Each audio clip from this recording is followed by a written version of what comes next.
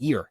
So on its own, it is mimi, which means ear. Here we've got jimoku, which just means ears and eyes. And that's also like attention. I don't know if you remember in school, try and be like, get your ears involved, get your eyes involved in paying attention. It seems to be quite similar in Japan. It's kind of like ears and eyes means attention. So it's just like having the senses engaged. Here are some similar looking kanji. So we've got that one for day, which we learned in the last video.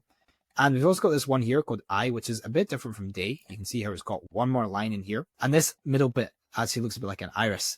So I like to think of this I kanji as almost like an I 90-degree turn, because if you look at the history of this kanji, it used to be turned this way. So it kind of looked like an iris in the middle and then like the sclera on the side, which is like the white part of the eye. And then the difference between that one and ear is ear just has longer strokes pretty much. It also looks a bit like a ladder as well. So if you want to maybe think of like someone climbing up a ladder on your ear or something, then that could be one way you remember it. How you would maybe differentiate between eye and ear is you can maybe think there's some like hooks for the ladder that hook onto the ear, or like piercings maybe even. I just came up with that on the fly. It's like hooked in with piercings. So whatever you need to do to try and remember it, and you can write that down in your learning notes if anything's coming to mind there. And this is what the AI came up with when I put the prompt in, but essentially the invented meaning I came up with to give this AI is that think of it as like a person with eyes where their ears are, because it kind of looks like eye.